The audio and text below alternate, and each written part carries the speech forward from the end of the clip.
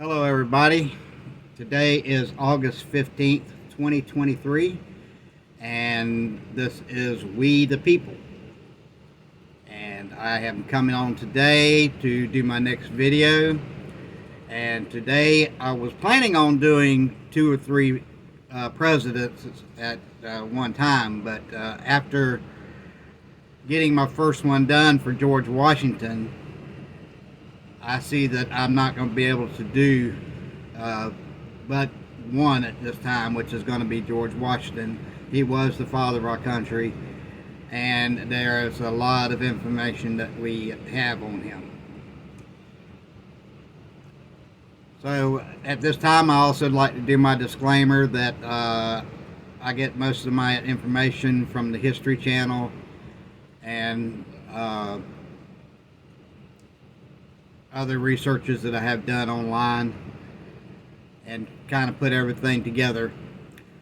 I will present the information as it is given to me. I'm not going to put any spin on it, and hopefully we'll get through this one pretty quick. As always, I'd like for you to subscribe to my channel. I did get I am up to 38 subscribers now. I got another one yesterday after I put out a video for my Rex Flipper platform. And please make comments. Let me know what you think about these videos. I haven't been getting that many likes. I've had several views, people looking at it, but I don't get that many likes, and I would like to find out if people are liking it or not. So please hit that like button. If you're not a subscriber, please hit the subscribe button. And I don't know if you can hear it in the background, but it is pouring down rain here right now. I'm in Florida, and it is pouring outside right now. I would like to say thank you to Hieroglyphics. Hieroglyphics is one of my subscribers out in Washington State, and he sent me a present to, once I get my new studio going and get it built and get it going, I will have this in there during my videos. And also, if you look over to my right, you'll see a small flag hanging down, and over to my left you'll also see another small flag hanging down, and he sent those to me a couple weeks ago. Says that he really enjoys watching my videos. So without further ado, turn this battery off so I don't run the battery down. We'll start off with George Washington, and I'm going to start off with a little saying here. It says, in some ways, all 46 U.S. presidents have been very much alike. So far, they've all been men, for one, not lacking in ambition or charisma, and with a certain knack for self-promotion and networking. At the same time, each commander-in-chief brims with uniqueness. Read facts about every president in order of their service, from the 19th century hotshot with a taste for a dueling to the 20th century veteran who nearly died after being hit by anti-aircraft fire in World War II. That is an introduction that I have to all the presidents that came from the History Channel. So now we're going to go ahead and start talking about the first president of the United States, George Washington. He was president from 1789 to 1797. The first president and Revolutionary War hero, was an enthusiastic dog breeder. I'm also, each one I'm going to have a little anecdote like that at the beginning of their biographies, and particularly of, he was an enthusiastic dog breeder, particularly of hunting dogs, hunting hounds, to which he gave names like Sweet Lips and Drunkard. Okay. So George Washington was a Virginia plantation owner who served as a general and commander-in-chief of the colonial armies during the American Revolutionary War, and later became first president of the United States, serving from 1789 to 1797. He was born on February 22nd, 1732, in Westmoreland County, Virginia. He was the eldest of Augustine and Mary's 6 children, all of whom survived into adulthood. They lived on Pope's Creek in Westmoreland County, Virginia, and were moderately prosperous members of the Virginia's middling class. Washington could trace his family's presence in North America to his great-grandfather, John Washington, who migrated from England to Virginia. The family held some distinction in England and was granted land by Henry VIII. But much of the family's wealth in England was lost under the Puritan government of Oliver Cromwell. In 1657, Washington's grandfather, Lawrence Washington, migrated to Virginia.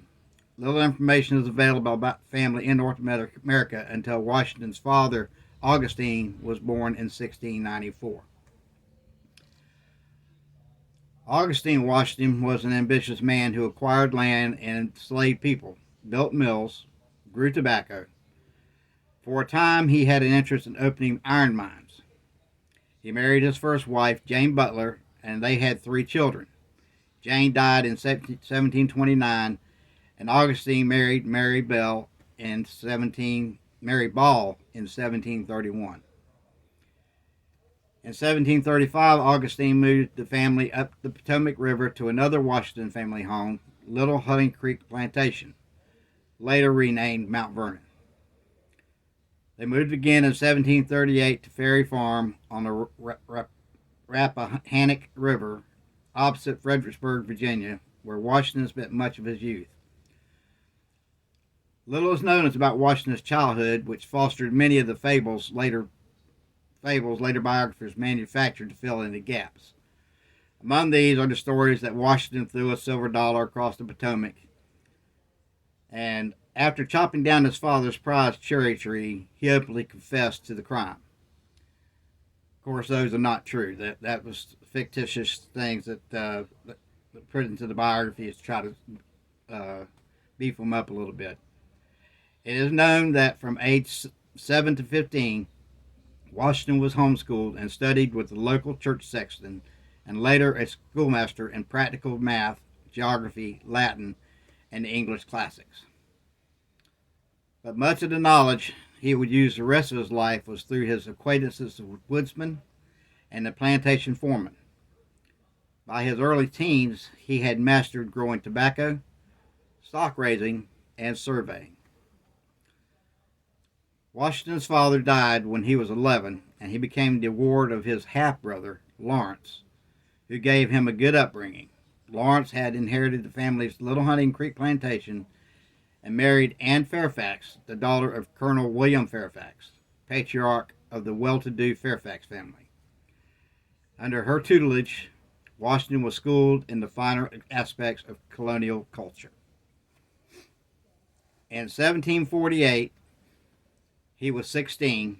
Washington traveled with a surveying party plotting land in Virginia's Western Territory.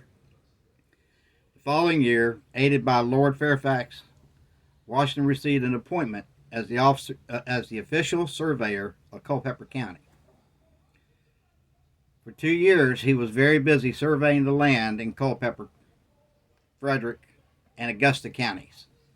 The experience made him resourceful and toughened his body and mind. It also piqued his interest in Western land holdings, an interest that endured throughout his life with speculative land purchases and a belief that the future of the nation lay in colonizing the West.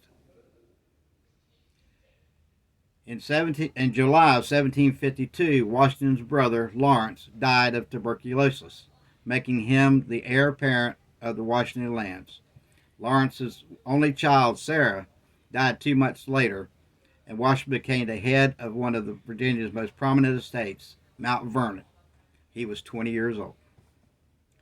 Throughout his life, he would hold farming as one of the most honorable professions, and he was most proud of Mount Vernon. Washington gradually increased his land holdings there to about 8,000 acres.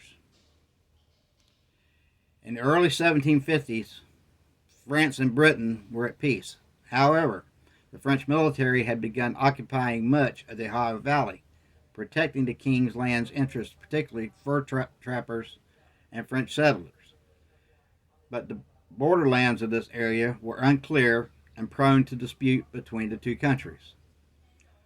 Washington showed early signs of natural leadership, and shortly after Lawrence's death, Virginia Lieutenant Governor Robert Dinwiddie appointed Washington adjutant with a rank of major in the Virginia militia. Then came the French and Indian War. On October 31st, 1753, Dinwiddie sent Washington to Fort Le Boeuf at what is now Waterford, Pennsylvania, to warn the French to remove themselves from land claimed by Britain. The French politely refused, and Washington made a hasty ride back to Williamsburg, Virginia's colonial capital. Dinwiddie sent Washington back with troops, and they set up a post at Great Meadows. Washington's small force attacked the French post at Fort Duquesne, killing the commander, Coulon de Jumonville, and 9 others, and taking the rest prisoners. The French and Indian War had begun. The French counterattacked and drove Washington and his men back to his post at Great Meadows, later named Fort Necessity. After a full-day siege, Washington surrendered and was soon released and returned to Williamsburg, promising not to build another fort on the Ohio River. Though a little embarrassed at being captured, he was grateful to receive the thanks from the House of Burgess and see his name mentioned in the London Gazettes. Washington was given the honorary rank of colonel and joined British General Edward Braddock's army in Virginia in 1755. The British had devised a plan for a 3-pronged assault on French forces attacking Fort Duquesne, Fort Niagara, and Crown Point. During the encounter, the French and their Indian allies ambushed Braddock, who was mortally wounded. Washington escaped injury with 4 bullet holes in his cloak, and 2 horses shot out from under him. Though he fought bravely, he could do little to turn back the rout and led the defeated army back to safety. In August 1755, Washington was made the commander of all Virginia troops at the age of 23. He was sent to the frontier to patrol and protect nearly 400 miles of border with some 700 ill-disciplined colonial troops and a Virginia colonial legislature unwilling to support him. It was a frustrating assignment. He felt his health failed in the closing months of 1757, and he was sent home with dysentery. In 1758, Washington returned to duty on another expedition to capture Fort Duquesne. A friendly fire incident took place, killing 14 and wounding 26 of Washington's men. However, the British were able to score a major victory, capturing Fort Duquesne and control of the Ohio Valley. Washington retired from his Virginia regiment in December of 1758. His experience during the war was generally frustrating, with key decisions made slowly, poor support from the colonial legislature, and poorly trained recruits. Washington applied for a commission with the British Army, but was turned down. In 1758, he resigned his commission and returned to Mount Vernon disillusioned. The same year, he entered politics and was elected to the Virginia's House of Burgess. A month after leaving the Army, Washington married Martha Dandridge Curtis, a widow, who was only a few months older than Martha. Okay. He was only a few months older than he.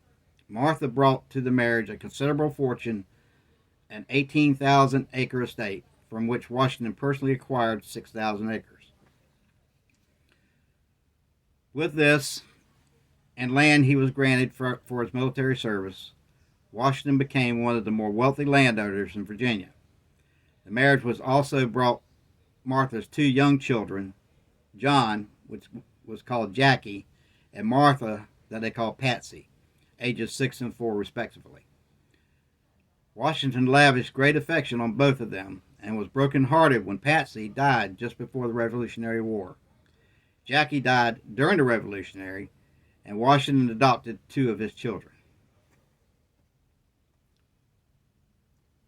During his retirement from the Virginia militia under the start of the Revolution, Washington devoted himself to the care and development of his land holdings, attending to the rotation of crops, managing livestock, and keeping up with the latest scientific advances.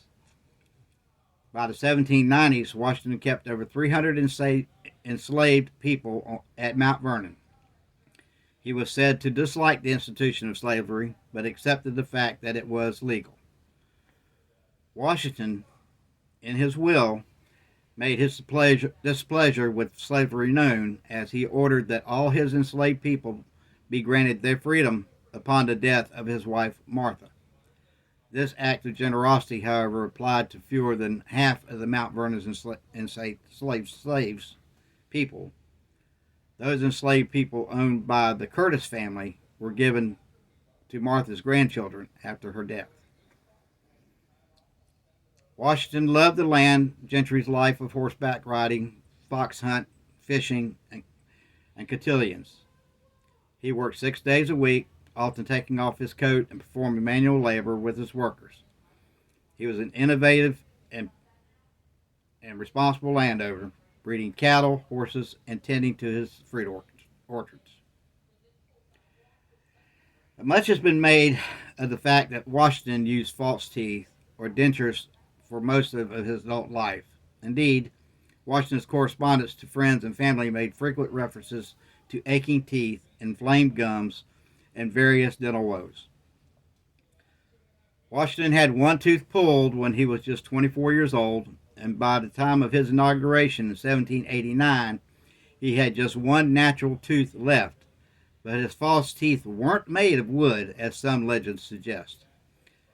Instead, Washington's false teeth were fashioned from human teeth, including teeth from enslaved people and his own pulled teeth, ivory, animal teeth, and assorted metals. Washington's dental problems, according to some historians, probably impacted the shape of his face and may have contributed to his quiet, somber demeanor. During the Constitutional Convention, Washington addressed the gathered dignitaries only once. Through the British Proclamation Act of 1763, prohibiting settlement beyond the Alleghenies, irritated Washington and he opposed the Stamp Act of 1765. He did not take a leading role in the growing colonial resistance against the British until the widespread protests of the Townshend Act in 1767. His letter of this period indicated he was totally opposed to the colonies declaring independence. However, by 1767, he wasn't opposed to resisting what he believed was fundamental violations by the Crown of the rights of the Englishmen. In 1769, Washington introduced a resolution to the House of Burgess calling for Virginia to boycott British goods until the acts were repealed. After the passage of the Coercive Acts in 1774, Washington chaired a meeting in which the Fairfax resolves were adopted, calling for the convening of the Continental Congress and the use of armed resistance as a last resort. He was selected as the delegate to the First Continental Congress in March of 1775.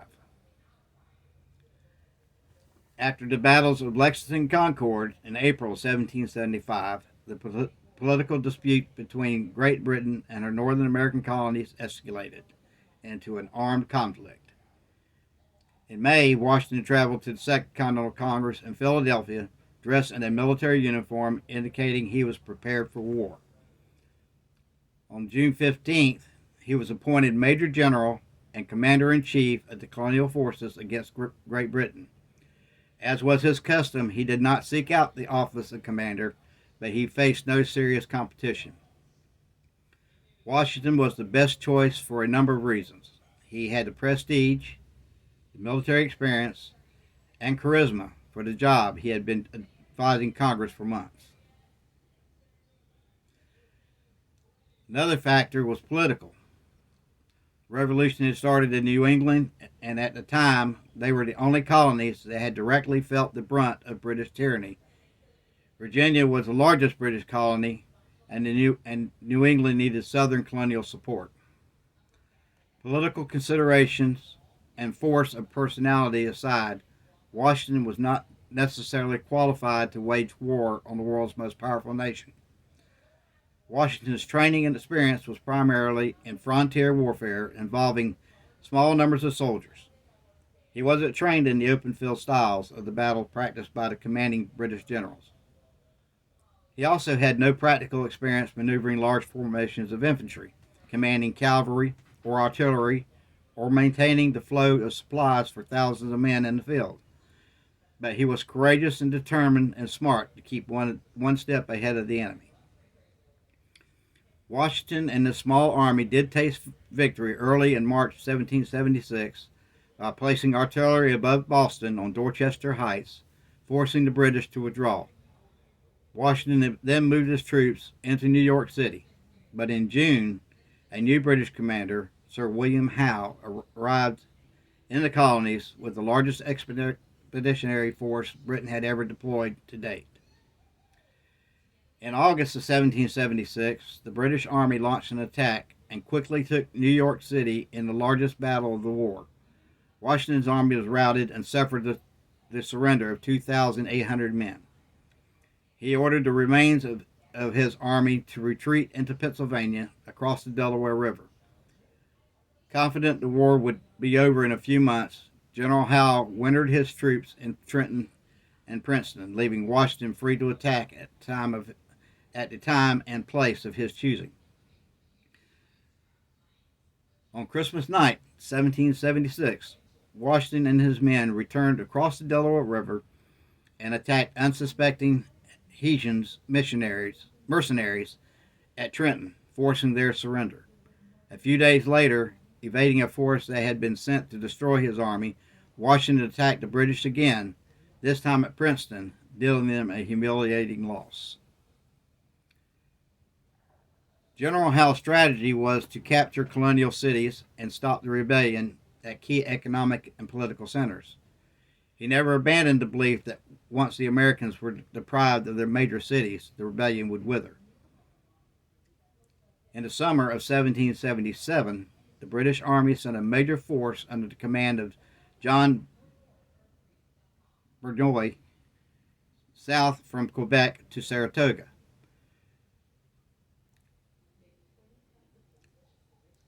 New York, to split the rebellion between New England and the southern colonies. But the strategy backfired, and Burgoyne became trapped by the American armies led by Horatio Gates and Benedict Arnold at the Battle of Saratoga. Without support from Howe, who couldn't reach him in time, Burgoyne was forced to surrender his entire 6,200-man army. The victory was a major turning point in the war as it encouraged France to openly ally itself with the American cause for independence. Through all of this, Washington discovered an important lesson. The political nature of the war was just as important as the military one. Washington began to understand that military victories were as important as keeping the resistance alive. Americans began to believe that they could meet their objectives of independence without defeating the British Army. Meanwhile, British General Howe clung to the strategy of capturing colonial cities in hopes of smothering the rebellion. Howe didn't realize that capturing cities like Philadelphia and New York would not unseat colonial powers. The Congress would just pack up and meet elsewhere. The darkest time for Washington and the Continental Army was during the winter of 1777 at Valley Forge. That's in Pennsylvania. The 11,000-man force went into the winter quarters, and over the next 6 months suffered thousands of deaths, mostly from disease. But the army emerged from the winter still intact and in relatively good order. Realizing their strategy of capturing colonial cities had failed, the British command replaced General Howe with Sir Henry Clinton. The British Army evacuated Philadelphia to return to New York City.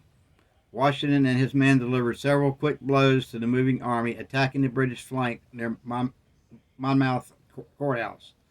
Though a tactical standoff, the encounter proved Washington's army capable to open field battle. For the remainder of the war, Washington was content to keep the British confined to New York, although he never totally abandoned the idea of retaking the city. The alliance with France had brought a large French army and a navy fleet. Washington and his French counterparts decided to let Clinton be and attack British General Charles Cornwallis at Yorktown, Virginia. Facing the combined French and colonial armies and the French fleet of 29 warships at his back, Cornwallis held out as long as he could, but on October 19, 1781, he surrendered his forces. Washington had no way of knowing the Yorktown victory would bring the war to a close.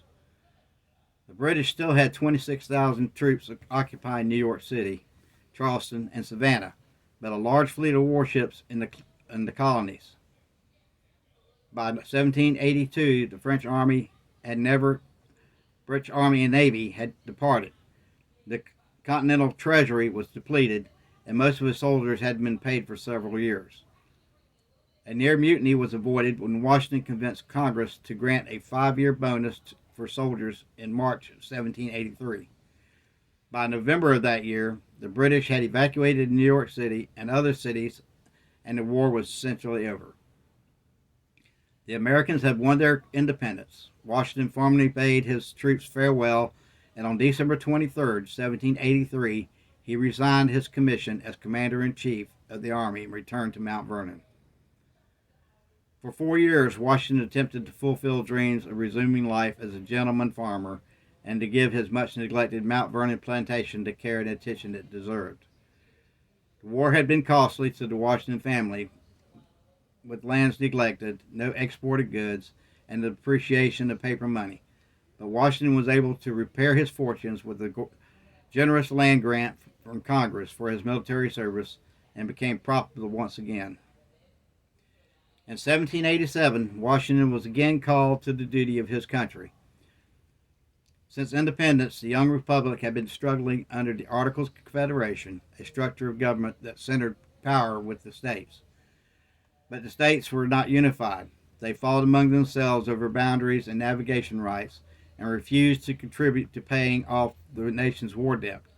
In some instances, state legislatures imposed tyrannical tax policies on their own citizens.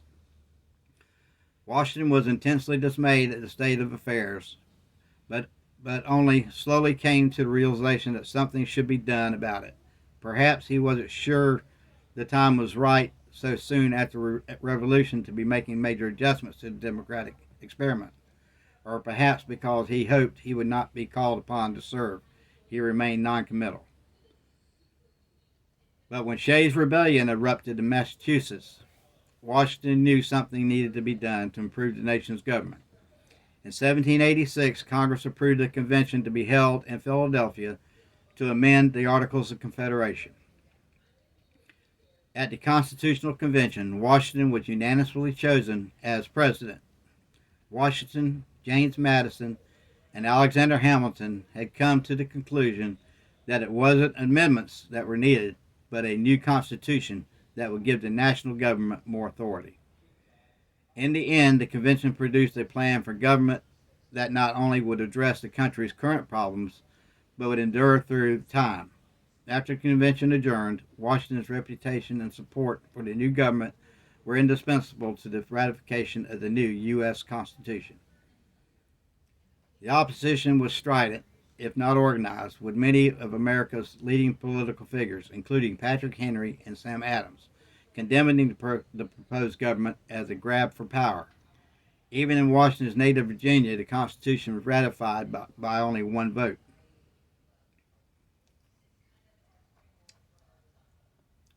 Washington's farewell address, published at the end of his second term, stands today as a timeless warning about the forces that threaten American democracy.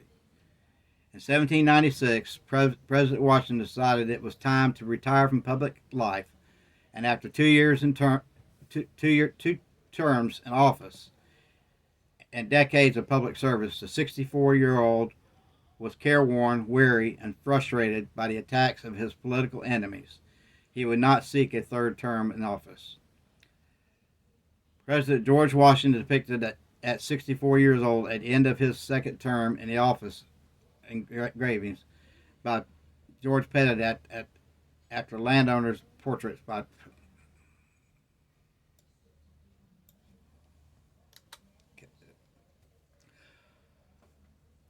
Washington was not required to leave office. It wasn't until 1951 that the 22nd Amendment was ratified, limiting a president to 2 terms. In fact, many hoped he would remain president indefinitely. But Washington had always intended to depart the presidency once he felt the Constitution was well established and the country was on a solid footing. To Washington, that time had come. The president was no doubt influenced in this decision by the attacks of an increasingly hostile press, particularly the Republican newspaper, the Aurora General Advisor. The paper's relentless criticism of Washington's administration and its handling of the Jay Treaty weighed heavily on the president. One observer from this period noted that Washington seemed considerably older.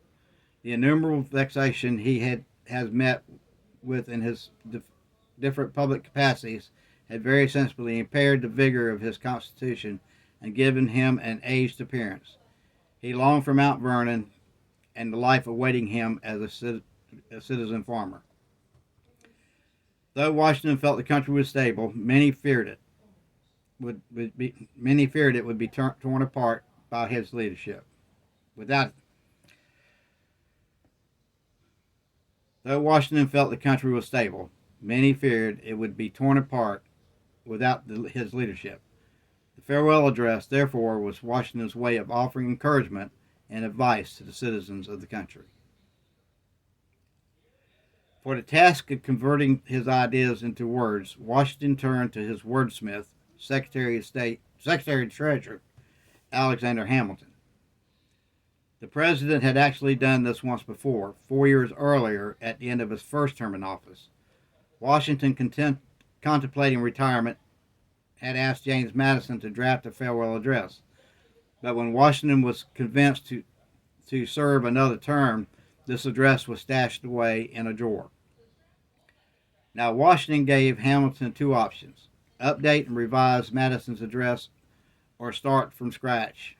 In the end, Hamilton decided to write a new address, borrowing only a few paragraphs from Madison's draft. Hamilton worked in secrecy, with Washington sending his reactions and edits by way of personal courier rather than the mail, which he suspected was being monitored. He encouraged Hamilton to shorten the address and to keep its language plain and unadorned. Washington provided the final edits down to the punctuation marks. Authorship of the farewell address remained a well-kept secret for several years, perhaps in an effort to elevate Washington's standing.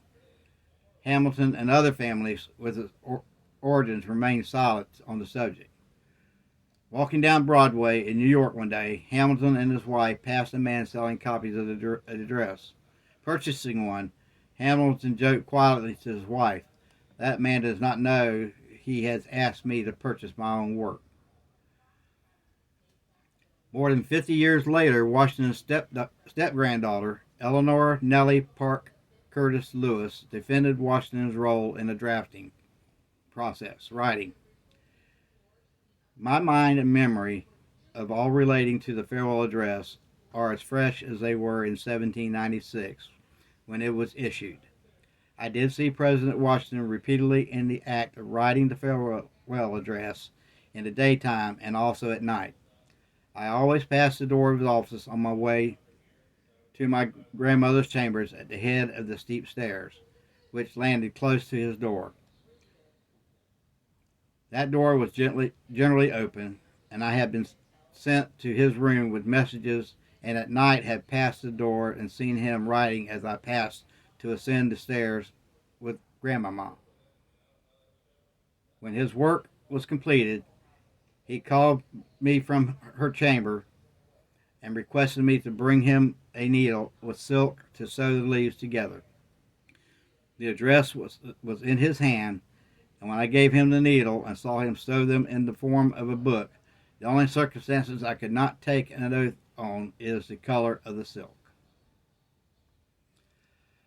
On September 16, 1796, about 10 weeks before the presidential electors were to cast their votes in the 1796 election, Tobias Lear made a surprise visit to David Claypool, a newspaper publisher in Philadelphia. Lear informed Claypool that Washington wanted to see him, and the two men traveled straight to the executive mansion. It was there alone with Washington that Claypool learned that Washington planned to leave the presidency, and he wanted to publish his address in Claypool's American Daily Advertiser in 3 days' time. Washington never labeled it a farewell address. It was instead published under the heading of "To the People of the United States." As the Washington biographer Ron Chernow described it, while Washington could have informed Congress of his resignation, he went instead to the source of sovereignty, the people, just as the Constitutional Convention had bypassed the state legislature and asked the people to approve documents directly through ratifying conventions. Intending for the address to speak for itself, Washington left Philadelphia in his coach and headed for Mount Vernon as a shocked nation absorbed the momentous news.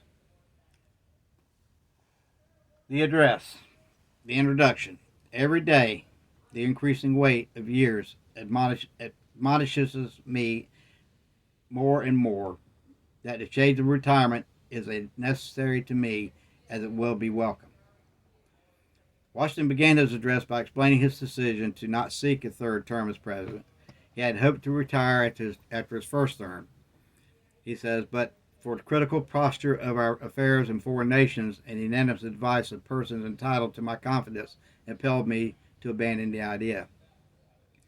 But after careful consideration of the present circumstances of our country, Washington expresses his confidence that America is stable, and he has concluded that his countrymen will not disapprove of his return to Mount Vernon as a private citizen. He thanks his fellow citizens for the honors bestowed upon him, and he reiterates his belief that he was never qualified to be their president. Here perhaps ought to stop, he writes, but after solemn reflection and out of an underlying love for his country, Washington doesn't want to depart without providing disinterested warnings of a parting friend. And he continues in this address. Stepping off of history's stage, Washington offers the following advice. Remain united. The name of American, which belongs to you in your national capacity, must always exalt the just pride and patriotism more than any appellation derived from local discrimination. Washington knows that the success of America lies in the unity of the people, so he warns citizens to stay guarded against the attempts to divide them. With slight shades of differences, you have the same religion, manners, habits, and political principles, he argues. You have a common cause, fought, and triumphed together. He points out that unity among the North, South, East, and West is in everyone's commercial interest and provides for the greatest national security. Washington warns that there will be designing men thirsty for power who will try to create distrust among the country's different regions. Also be on guard against such efforts, he said, for the Union ought to be considered as a main pro of your liberty. The basis of our political system is the right of the people to make and alter their constitutional government, but the Constitution, which at any time exists until changed by explicit and authentic act of the whole people, is scarcely obligatory upon all. Washington voices his support for the new Constitution, writing it was a big improvement over the Articles of Confederation.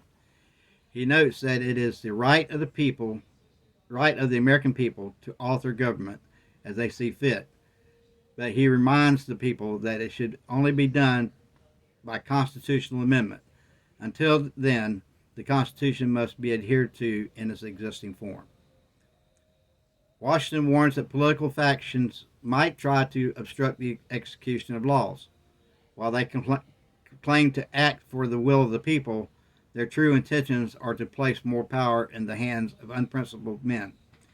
He also warns against another method of assault, by which groups will attempt to pass constitutional amendments that weaken the government to a point where it can no longer defend itself.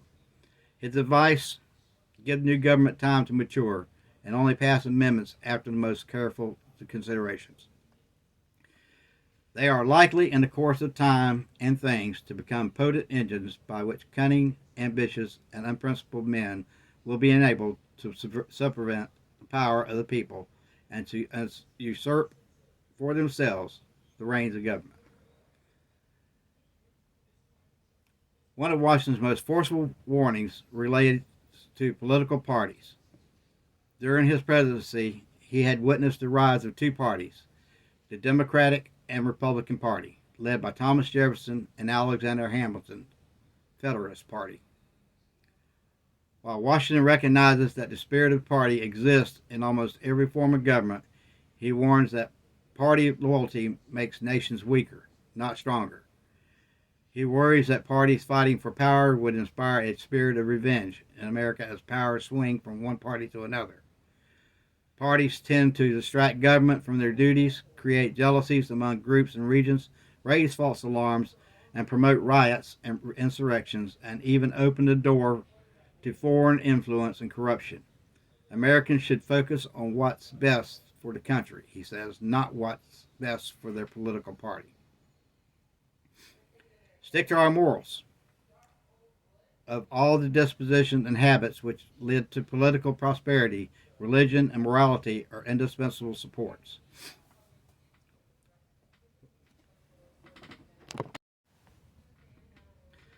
Washington directly links religion and morality to private and public happiness.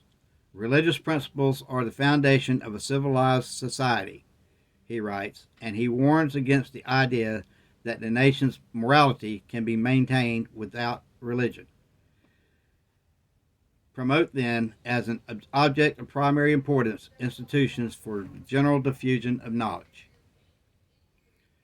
Education is essential, Washington writes, in a government based upon the will of the people. It is vital for the opinion of the people to be informed and knowledgeable. As a very important source of strength and security, cherish public credit. Washington writes that America should preserve its national credit by avoiding war and unnecessary borrowing. In times of peace, we should pay down debt to avoid burdening future generations. To do so, taxes will be necessary. He urges Americans to accept this fact and reminds them that no tax can be devised which are not more or less inconvenient and unpleasant. Avoid foreign entanglement. Observe good faith and justice towards all nations. Cultivate peace and harmony with all. A large amount of Washington's address deals with the pitfalls of permanent alliance or rivalries between the United States and foreign nations. This will only cloud the government's judgment and lead to unnecessary wars, he argues. Instead, Washington encourages good faith and justice towards all nations.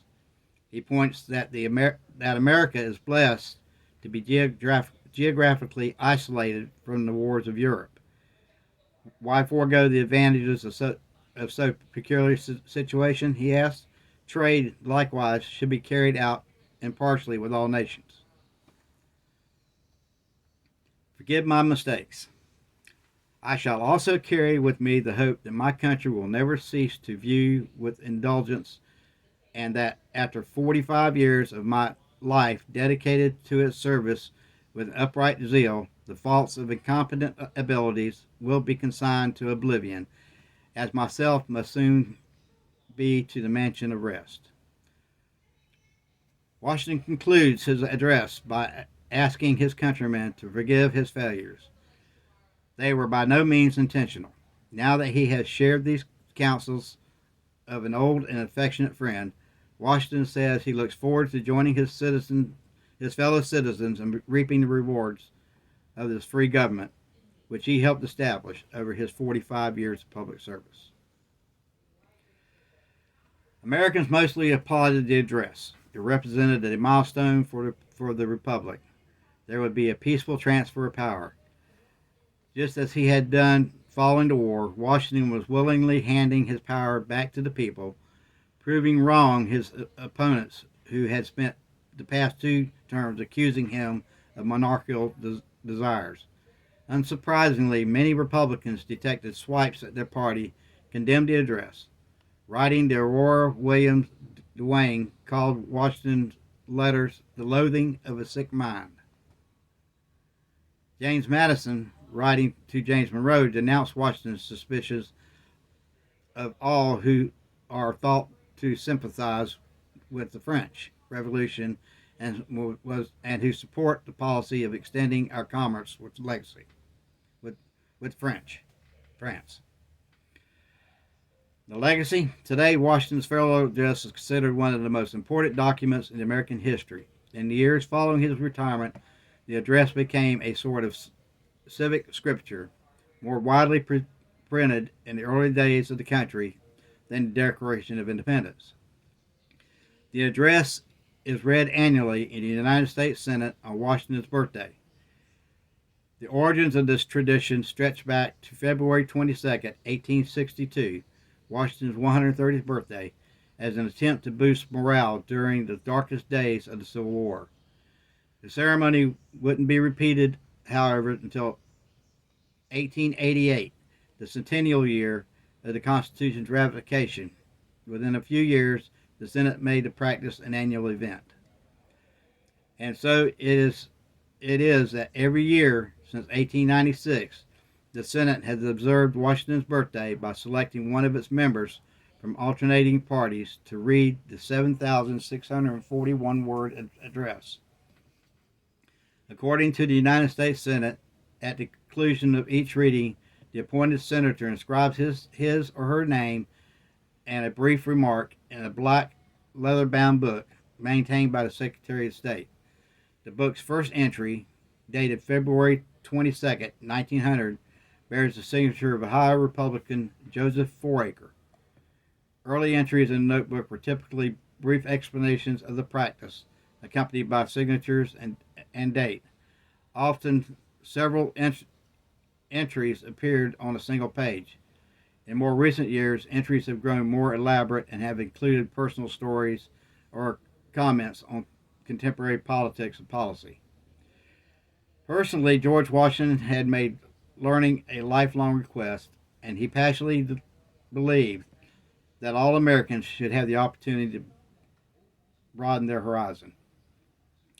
Throughout his presidency, he advocated for the establishment of a national university to promote these goals, and he privately gave money to support the establishment of schools throughout the country.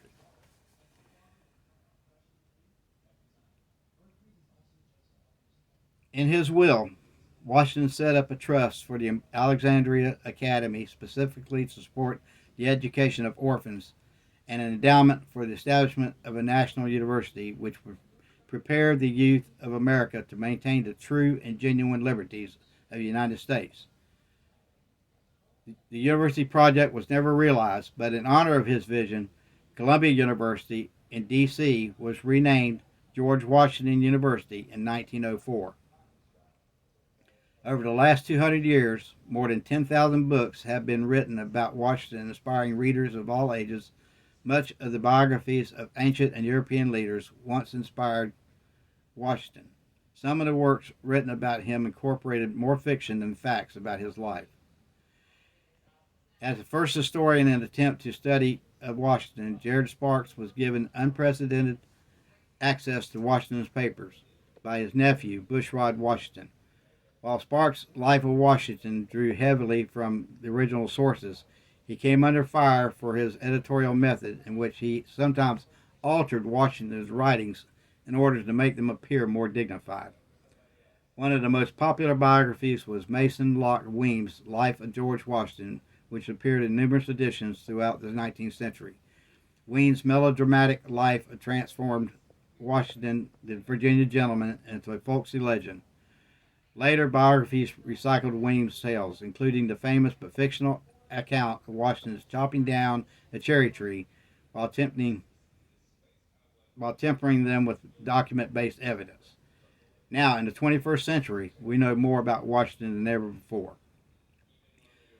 The Papers of George Washington project continues to evaluate, organize, and make accessible in print and online the more than 135,000 documents associated with Washington.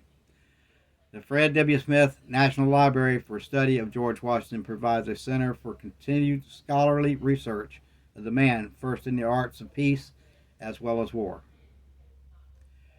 George Washington retired post-presidency and the death. George Washington retired from the presidency, and the Washington family returned to Mount Vernon in March of 1797. Columbia Washington, Peter, Martha, Washington's third great-grandchild, was born on December 2nd, 1797. Eleanor Parke Curtis was married to Lawrence Lewis, George Washington's nephew, on February 22nd, 1799 at Mount Vernon. A fourth great-grandchild, John Parke Curtis Peter, was born on November 14th, 1799. Francis Parke Lewis, another great-grandchild, was born on November 27th, 1799. George Washington died between 10 and 11 p.m. on December 14th, 1799. Martha Washington was once again a widow. Martha Washington was too heartbroken to attend her husband's funeral on December 18, 1799. She moved from the room the two shared to a similar room on the third floor. Martha Washington and her family welcomed dozens of mourners to Mount Vernon, wishing to pay their respects. On August 31, 1800, Martha Washington's 4-year-old great-granddaughter, Martha Eliza Eleanor Peter, died. Martha Washington prepared her will in September of 1800. Fulfilling George Washington's will on December 15th, 1800, Martha Washington signed a deed of manumission to emancipate his enslaved individuals on January 1, 1801. And that's what I have on George Washington. Like I said, it is long and lengthy. And I hope that people learn more about George Washington from this, and they can look up some of the information that I gave them.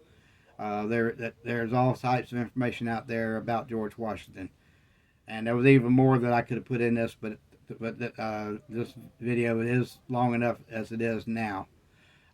Remember, I'd like for you to subscribe to my channel, hit that like button, and I will be coming back again probably next week, starting with the second president, John Adams, who was president from 1797 to 1801.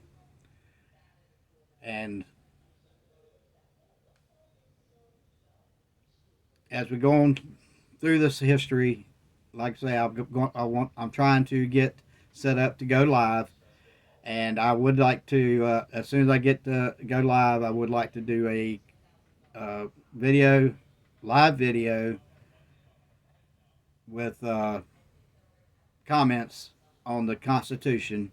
We'll go over to the United States Constitution, article by article, amendment by amendment, and you can participate and put in your comments, and we can have discussion on the different aspects of the United States Constitution. Whether you're Republican, whether you're Democrat, it doesn't matter to me, as long as you come in and you keep your comments moral. I don't want people coming in bashing the left or bashing the right. And we'll have a good discussion on the U.S. Constitution. So without further ado, I bid you farewell until next week. And as always, God bless America. Good day.